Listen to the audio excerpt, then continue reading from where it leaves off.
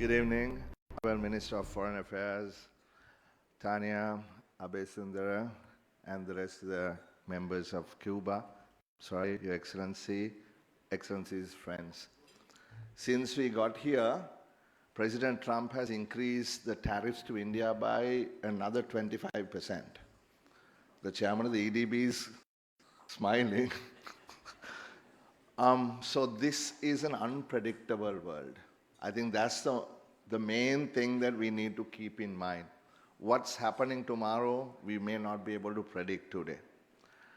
So what really we need to think about is how to adapt. How do we adapt? How do we squeeze through these things that are thrown at us? How do we find our way? When Tanya spoke, she spoke about, being neglected, the need protection from what she called FTAs that are being imposed on us. She talked about the difficulty in financing and so on.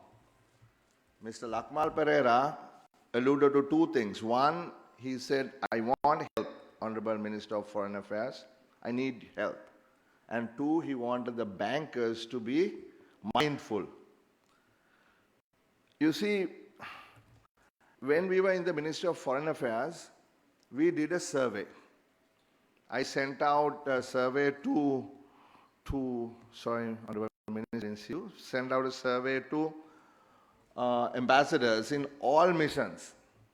And there was only one question.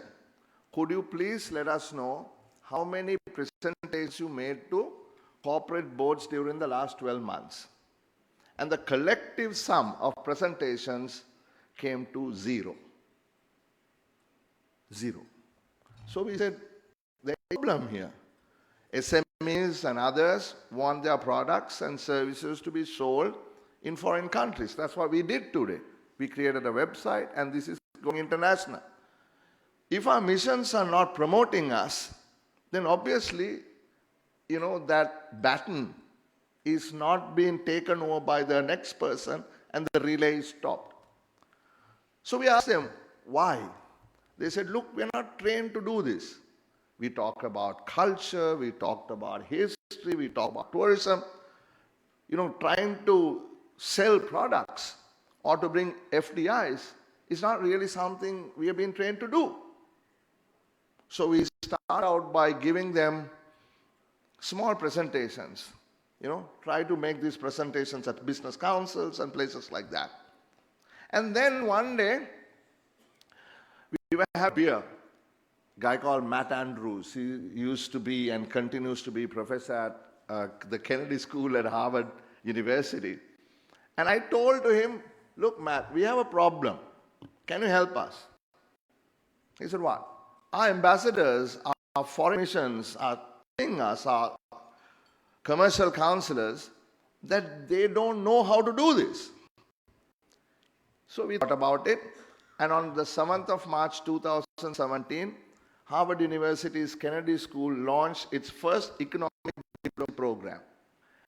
And that was for Sri Lanka. We had 49 ambassadors, deputy high commissioners, number 2 in the mission, then commercial attaches, senior ones joined. After 18 weeks, 39 of them graduated. Right? This was online mainly. The first 3 weeks, they told them, look, where is Sri Lanka? Why are we falling behind? How come Vietnam and Sri Lanka exported $3 billion in 1995, and last year we exported $12 billion and Vietnam exported $400 billion? What's the difference? What are we not doing right? Look at Costa Rica. Now, how's Costa Rica becoming what it is? How did that happen? Then the second 3 weeks was about, examples of other countries. Then, for 8 weeks, they were asked to actually implement. You come up with a strategy, you have a host country, you have the SMEs, This is my strategy. He had a program called 333 and 1. 300 contacts, 30 discussions, 3 extended conversations, and 1 deal. And we had mission chiefs and others from Sydney to Hong Kong to Dubai to Bangkok to all these places, London to Shanghai, actually knocking on people's doors, making cold calls. And believe me, and I will be more than happy to share with the Honorable Minister, Honorable Changa, sort of the summary report of that program. But that stopped. The program continues. Other countries have benefited, but we are still in the same boat. We are still asking, we need foreign missions to help. So there are 2 things about this, and that is what I learned. Because Honorable Mangala Samaravira looked at the political side of the foreign ministry, and I was looking at the economic side. We were working on a couple of things. Dinesh is very well aware. My original task was to get GSP Plus back. That is what we focused on. The second thing, we worked on the MCC project. That certain people misinterpreted and we lost it. And other things we did. One thing was this particular program. And that is, you need a front end and you need a back end. The front end is your diplomatic missions. And in the front end, either A, you train our diplomats to do this business for us, that's what they are paid for, or make sure that you put in there trained officials. It is, now there is a debate whether what is it called, the Office of International Trade is going to be established or not. That's not the point. The department is there to do that. Pranali Vijayaratne and I were the people who actually signed the Memorandum of Understanding with Matt Andrews.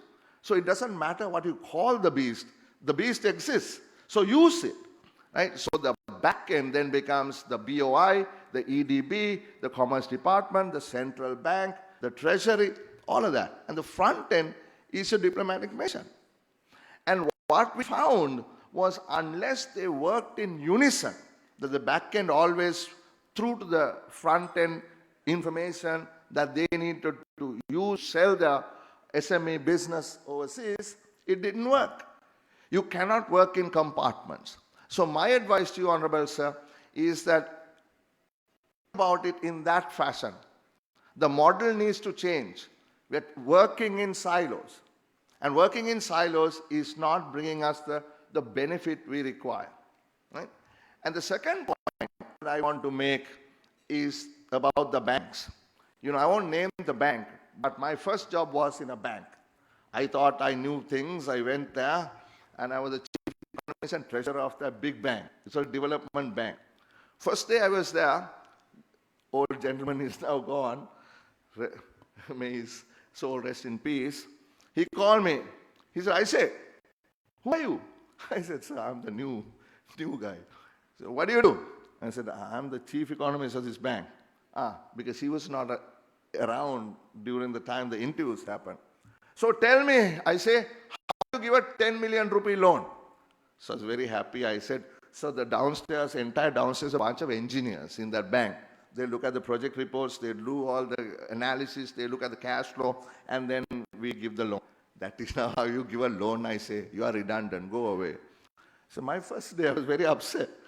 Then I asked him, sir, tell me, how do you give a loan? I say, you find collateral and give the loan.